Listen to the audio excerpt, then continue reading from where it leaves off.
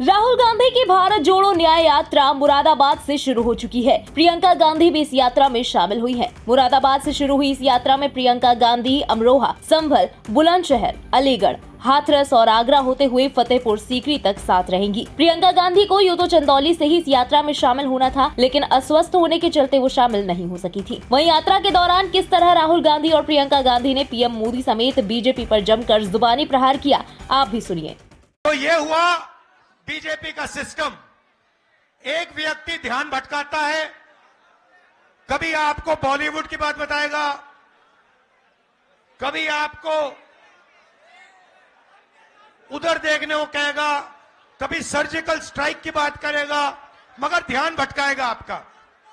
उसके बाद पीछे से अदानी जी आएंगे, जेब काट जाएंगे, और दूसरी तरफ तीसरी साइड अमित शाह जी चुप ऐसे बैठे रहेंगे, देखते रहेंगे कि अगर किसी ने कुछ किया तो मैं दिखाता हूं।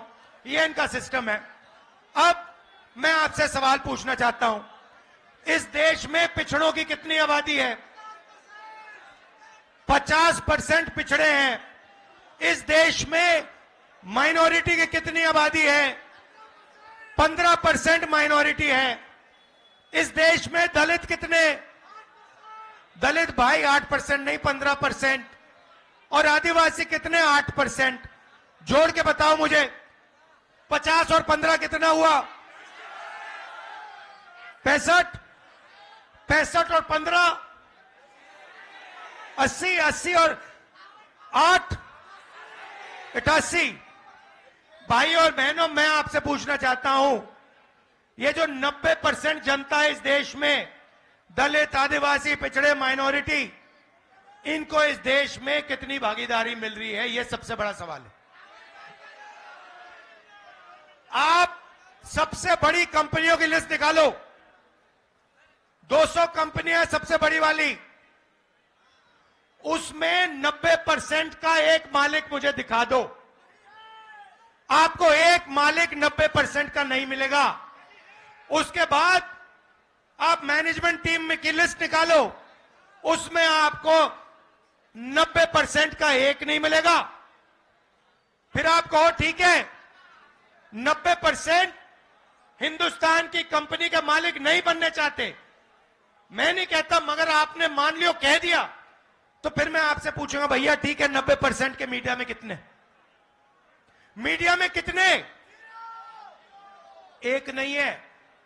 आप मीडिया के मालिकों की लिस्ट निकालो, आपको एक ओबीसी नहीं मिलेगा, एक दलित नहीं मिलेगा, एक आदिवासी नहीं मिलेगा, एक गरीब जनरल कास्ट का नहीं मिलेगा, एक माइनॉरिटी नहीं मिलेगा। फिर बड़े बड़े पत्रकारों की लिस्ट निकालो, 90% में से आपको एक नहीं मिलेगा। फिर आप मुझसे कहोगे नहीं राहुल जी, 90% को ना मीडिया में भागीदारी चाहिए, ना हमें बड़ी कंपनियों में भागीदारी चाहिए। फिर मैं आपसे पूछूंगा ठीक है भैया बताओ, प्राइवेट अस्पतालों में आपके कितने लोग? एक भी नहीं। फिर पूछूंगा भैया ठीक है, प्राइवेट अस्पतालों में भागीदारी नहीं चाहिए, तो कॉलेज यूनिवर्सिटी में तुम्हारे कितने लोग? एक भी नहीं। अरे भाई तुम लोग हो कहां? तुम हो कहां? मैं बताता हूं तुम्हें। मनरेगा की लिस्ट निकालो, उसमें आप सब लोगों के नाम दिखेंगे। कॉन्ट्रैक्ट लेबर की लिस्ट निकालो, उसमें आपके सब नाम दिखेंगे। मगर हिंदुस्तान के बड़ी बड़ी कंपनियों में, हाई कोर्ट में, मीडिया में आपके नाम नहीं मिलने वाले। नरेंद्र मोदी जी आपसे कहते हैं कि ये सबका हिंदुस्तान है। ये सबका हिंदुस्तान कैसे है अगर इसमें 90% लोगों को कोई भागीदारी नहीं मिल रही? हमने मैनिफेस्टो में साफ लिखा है, मैं आपको रास्ता भी बता देता हूं। अगर 90% को भागीदारी चाहिए तो पहला कदम, जैसे जब हार्ट टूटता है पहला कदम क्या कराते हो आप? एक्सरे कराते हो ना? तो वैसे ही पहला कदम जाति जनगणना है। इससे क्या होगा? 90% को पता लग जाएगा कि आप कौन हो, कितने हो और सबसे ज्यादा जरूरी आपके हाथों में हिंदुस्तान का कितना धन है। बात समझ आई? आपको कहा जाता है कि भाइयों और बहनों एक दूसरे से नफरत करो। एक धर्म को दूसरे धर्म से लड़ाया जाता है, एक जात को दूसरी जात से लड़ाया जाता है, एक भाषा को दूसरी भाषा से लड़ाया जाता है, और फिर जो आपका धन है 24 घंटा आपसे वो धन लूटा जाता है। मुझे बताओ हिंदुस्तान के एयरपोर्ट किसके हाथ में है? मुझे बताओ हिंदुस्तान के बड़े बड़े इंफ्रास्ट्रक्चर प्रोजेक्ट तो दिए जाते हैं, किसको दिए जाते हैं? मुझे बताओ हिमाचल के सेब किसके हाथ में जाते हैं? मुझे बताओ हिंदुस्तान के सबसे बड़े पोर्ट किसके हाथ में है? मुझे बताओ अग्निवीर योजना क्यों की गई? क्योंकि जो आपका रास्ता था 90% का रास्ता था उसको बंद करना था, और अदानी जी को जो कॉन्ट्रैक्ट, हथियार के कॉन्ट्रैक्ट देने थे वो सारे के सारे इस सरकार ने दिए अदानी जी को। तो आपको जागरूक होना है, आपको यह सवाल पूछना है, हर रोज सुबह यह पूछना है कि 90% आबादी को इस देश में कितनी भागीदारी मिल रही है, कितना धन 90% के हाथों में है। यह सवाल आपको पूछना है, और कोई सवाल ही नहीं है। मैं कन्याकुमारी से कश्मीर तक 4000 किलोमीटर आपके साथ चला, 4000 किलोमीटर। उसमें यात्रा से एक नारा निकला, यात्रा से निकला, मैंने नहीं बोला, यात्रा से निकलता है, नारा निकलता है, नफरत के बाजार में मोहब्बत की दुकान खोलनी है। तो सबसे पहला काम नफरत को मिटाने का है, भाई को भाई से गले मिलाने का है। यह सबसे पहला काम है। देशभक्त देश को जोड़ता है, देशभक्त देश को तोड़ता नहीं है। देशभक्त मोहब्बत की दुकान खोलते हैं, नफरत के बाजार नहीं चलाते हैं। यह मेरा आपके लिए मैसेज है। आप जो भी करते हो करो, मगर सबसे पहले एक बात समझ लो, नफरत को नफरत से नहीं काटा जा सकता। कभी आपने देखा है कि नफरत से नफरत कट गई? जोर से बोलो, देखा है? नफरत मोहब्बत से कटती है, और आप सबके दिल में मोहब्बत ही मोहब्बत है। अब सिर्फ आपको वो मोहब्बत दिखानी है, लोगों से गले मिलना है और कहना है कि हम इस देश में नफरत को नहीं फैलने देंगे, हम डरेंगे नहीं, हम मोहब्बत फैलाएंगे, 24 घंटा मोहब्बत फैलाएंगे और नफरत को मोहब्बत से काटेंगे। मुश्किलें कम हुई है या बढ़ी है? बढ़ गई है। सारे उस समय मैंने पूछा था रोजगार मिलता है, आप रोजगार मिल रहा है? हमारा सुबह पुलिस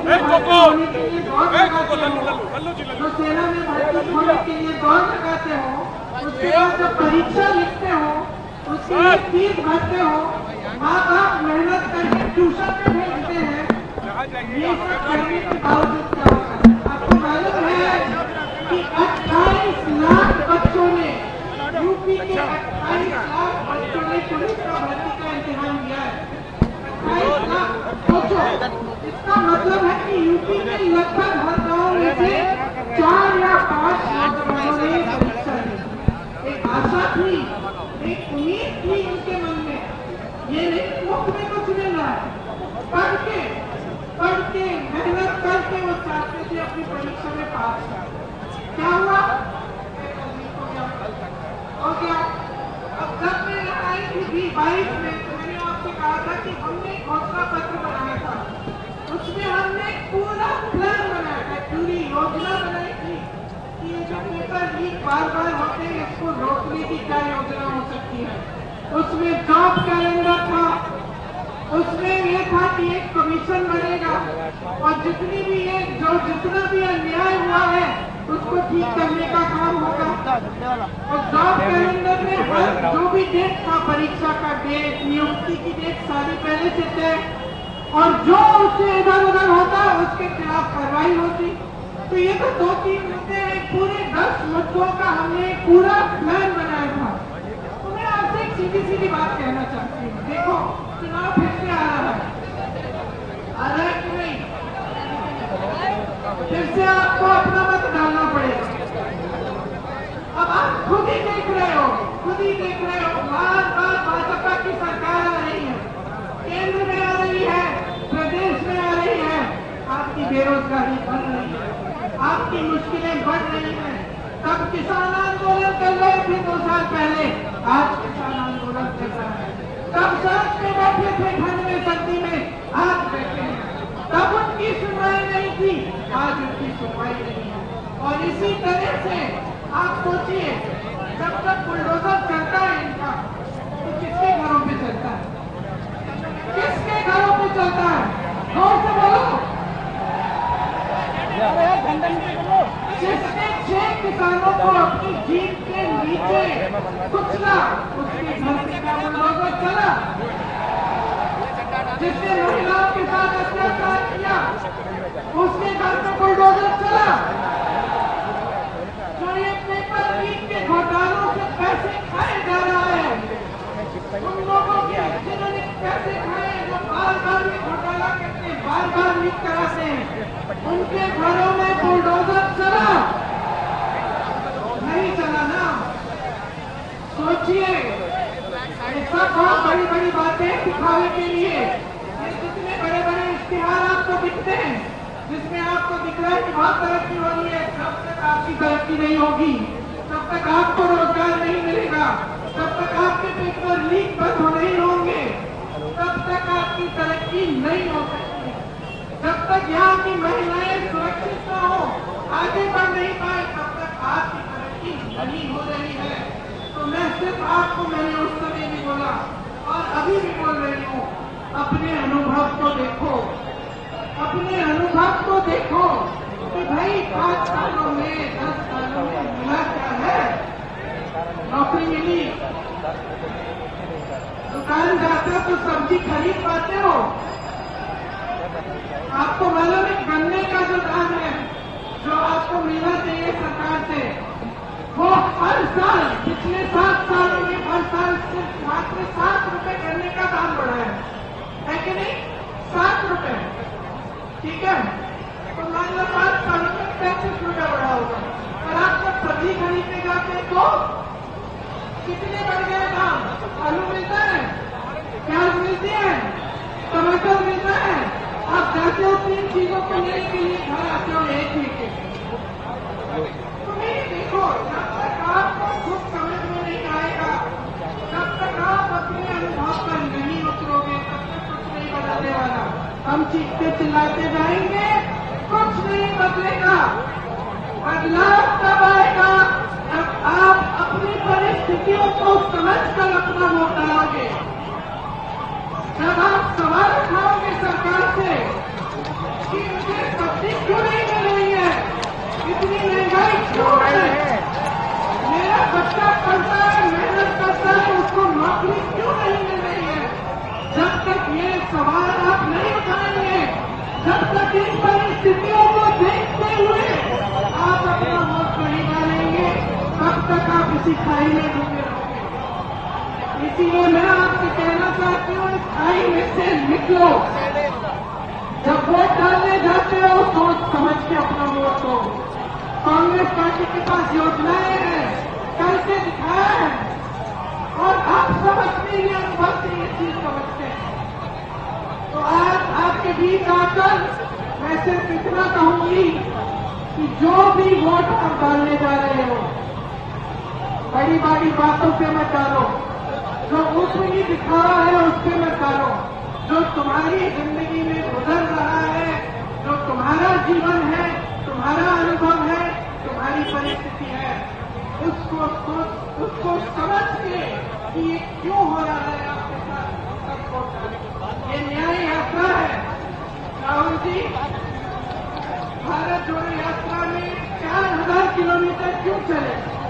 इस देश को एक रखने के लिए, ये कहने के लिए कि ये देश एक है, सब एकजुट हो जाओ, आगे बढ़ोगे।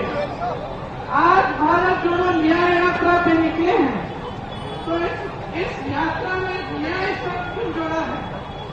न्याय शब्द इसलिए जोड़ा है क्योंकि आज यहाँ के नौजवानों के साथ, देश के नौजवानों के साथ अन्याय हो रहा है। आज देश की महिलाओं के साथ अन्याय हो रहा है।